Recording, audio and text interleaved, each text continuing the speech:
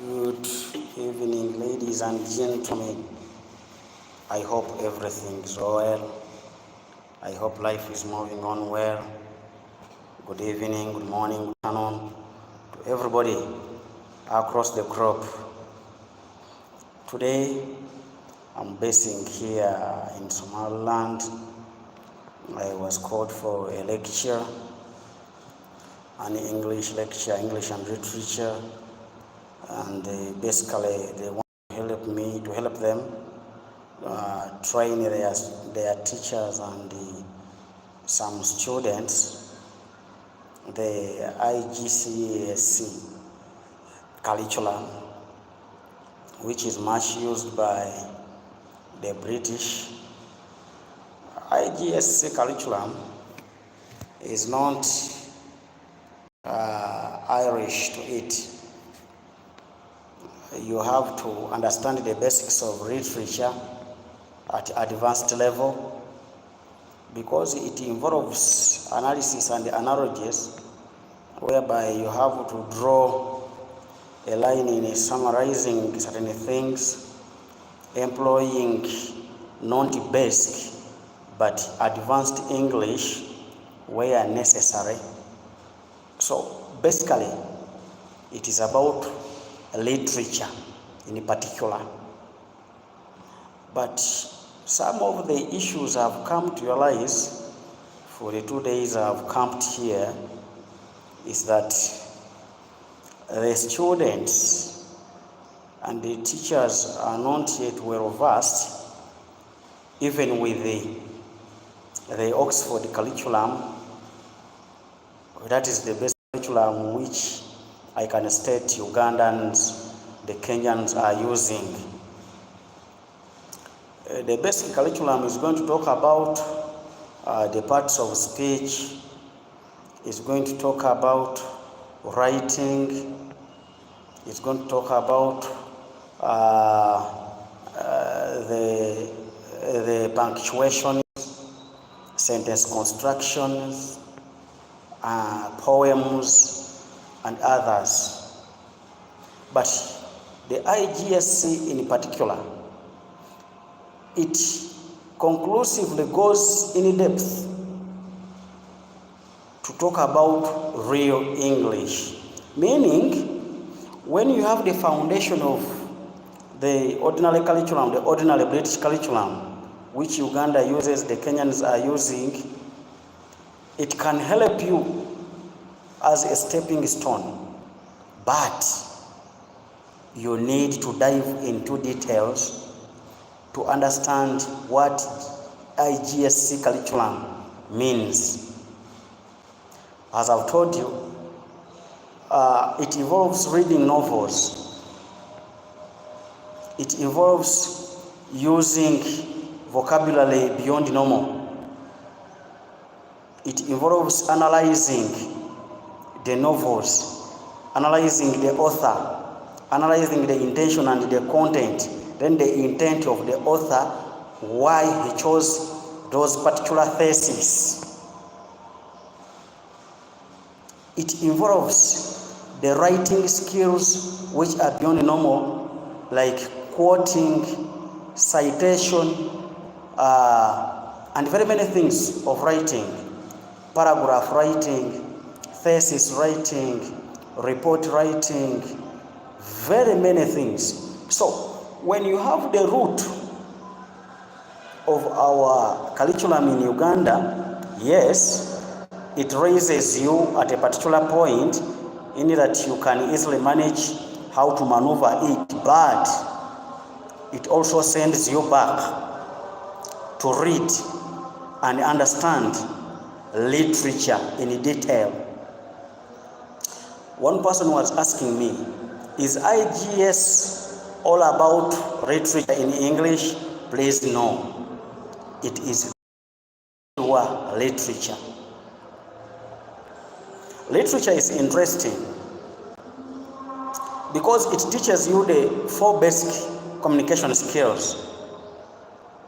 That is 1, listening, reading, writing, speaking, all the four have to be grammatically correct. So, when your foundation is up there, it means the four skills you can manage them. So you need to just be polished of how to apply the idioms, how to apply the metaphors, how to apply the proverbs in writing, how to apply what we call creative writing or fiction and non-fiction writing. That is in IGSC curriculum.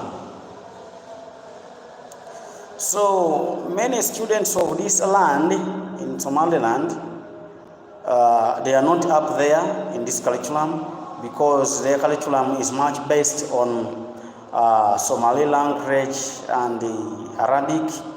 So the government is trying as much as possible, because the world is moving fast, to see that also its children can easily grasp this language. As Africans or as Pan-Africans, we love our languages so much, but we are left with no option but to understand and grasp this international language. Why?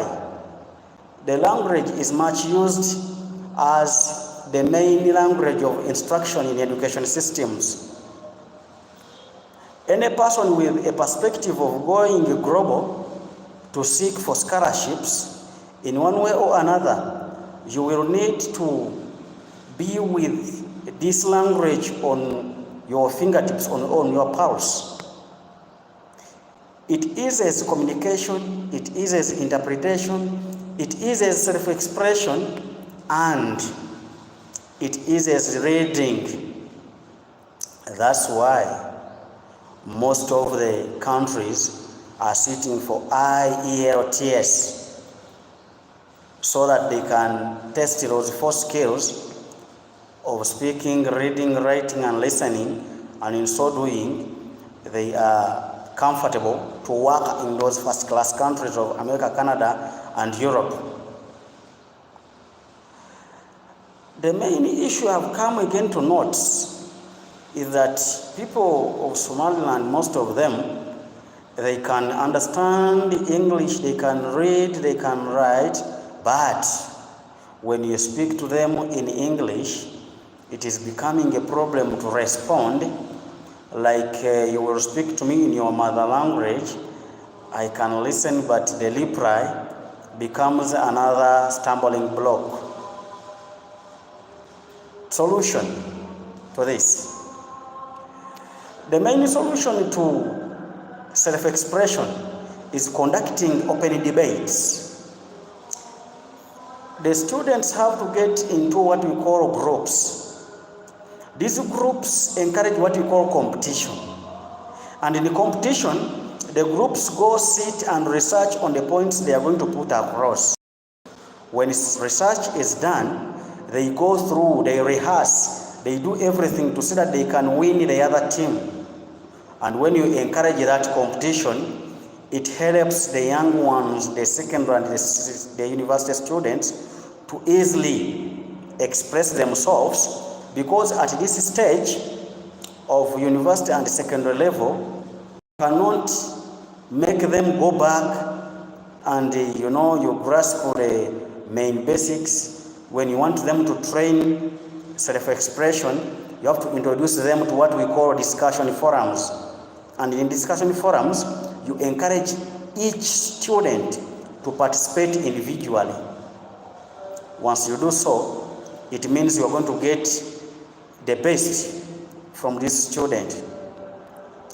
Secondly, we have to encourage the students to develop a reading culture. You will find that libraries have textbooks and novels. Yesterday I was reading about a book. It was in the University of Al-Huda University called Why Nations Fail. In the book Why Nations Fail, The writer stipulates the things which have led our countries to lag behind, or why our leaders are leading our countries to fail socially, economically, and politically. One of them, he was talking about ignorance. Ignorance, it means the person has no zeal to search for knowledge. The person is not willing to learn from others. The person is not willing to copy what makes him move forward. And when that person loses all those qualities, it means illiteracy levels are going to be high, because he's not copying up with what the world needs. Our students, as African culture, you will get to notice that even in Uganda, most of us students, when you give him a textbook to read, you will find him when he has just read 3 pages in a month. But the reading culture has to be developed forcefully. Once it's developed forcefully, a student can easily cope up.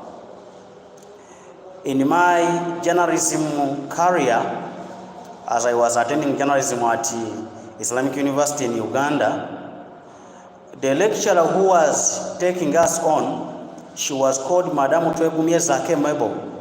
She was a senior journalist at NBS TV, one of the main biggest media stations in Uganda. This lady was teaching us the way how we can read. But for me, yet I was trying to pursue being a journalist, I didn't want it more. I wanted to be behind cameras. But when you go to journalism, they first introduce you to reading and writing. This is where she introduced us to what we call fiction and non-fiction writing. Fiction is you write something unreal, and non-fiction, you write something practical and real. So you sit down, you write a real touching story. That is non-fiction. And in fiction, you create a scenario, you create a story. When you create a story, it means you have developed what we call an idea. And in developing an idea, it makes you to brainstorm, to think outside the box.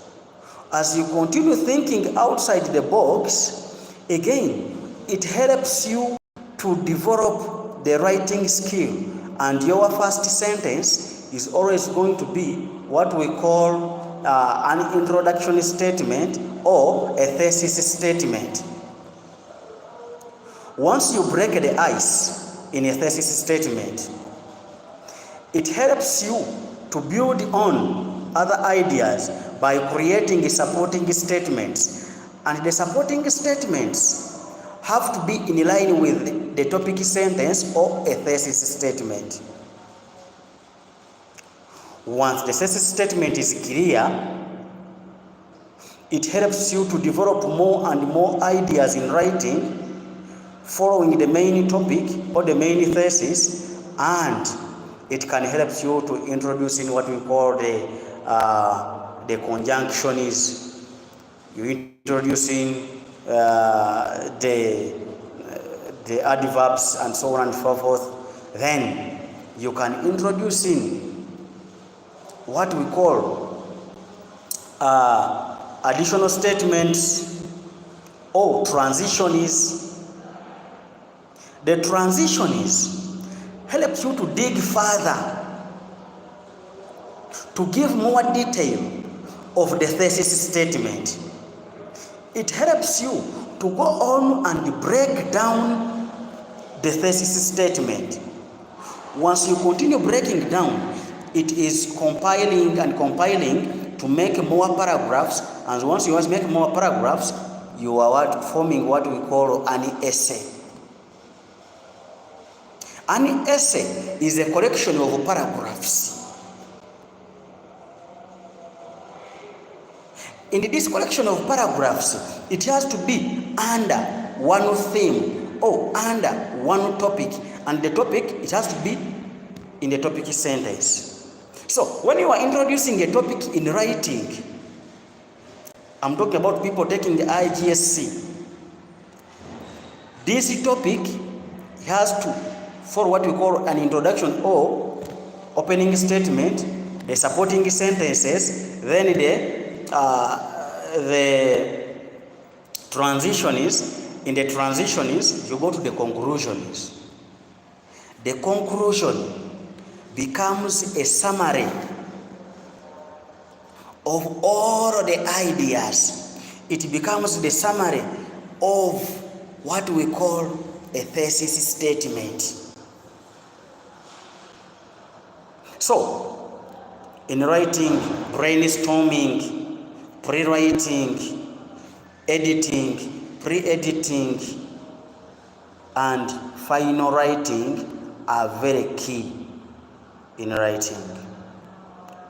So, for these 20 minutes, I wanted to introduce to you how the students, especially in the marginalized areas where there have been very many wars, have to conduct themselves if they are to learn these international languages, because at the end of the day, they need them because they are the main medium of instruction in teaching globally.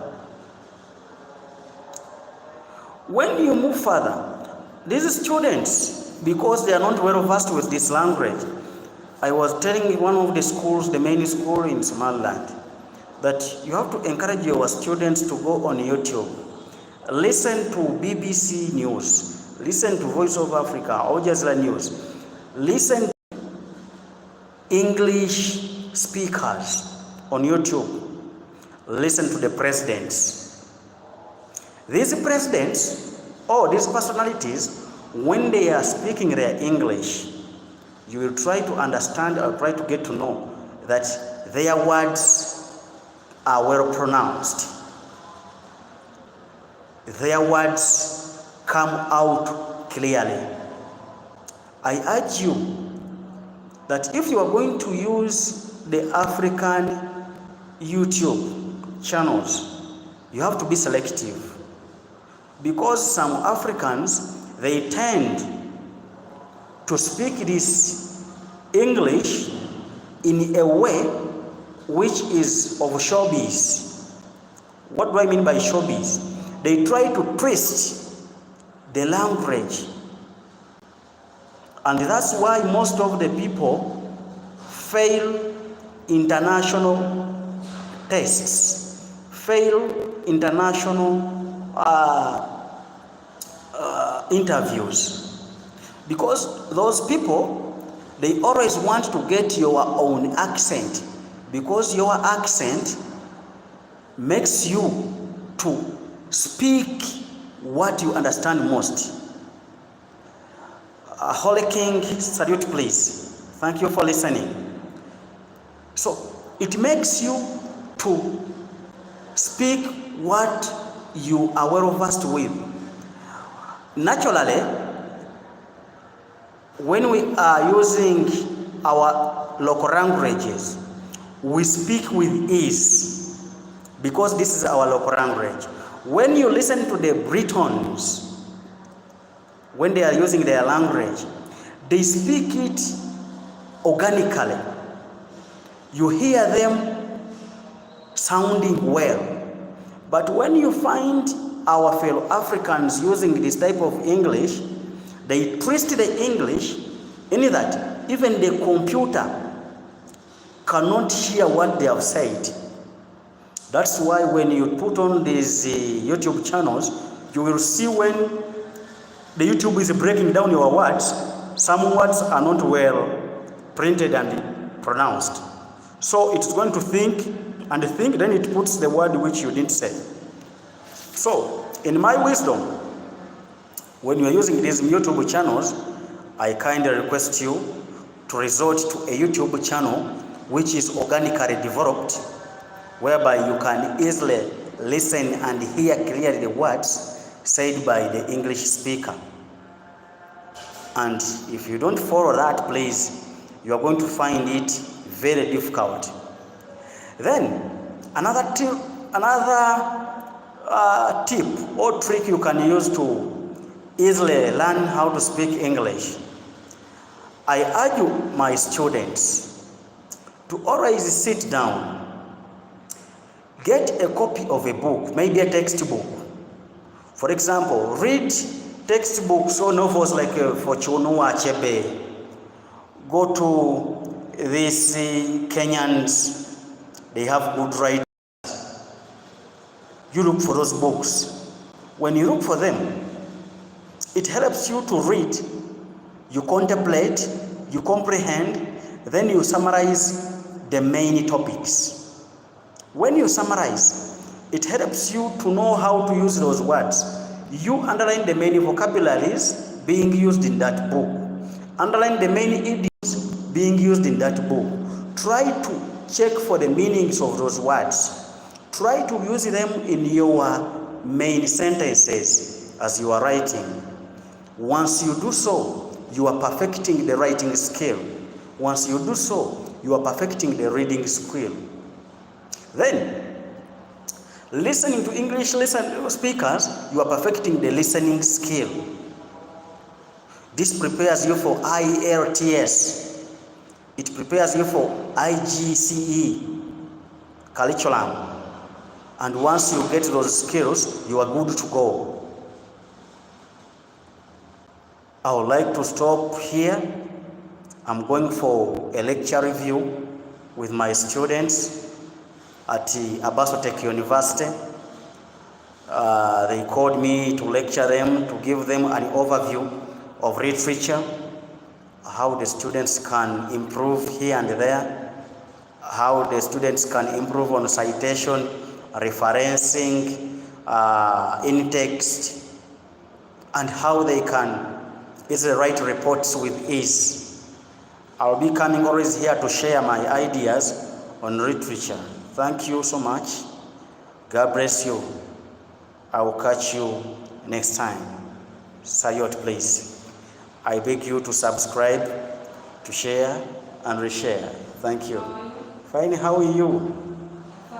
How is your evening?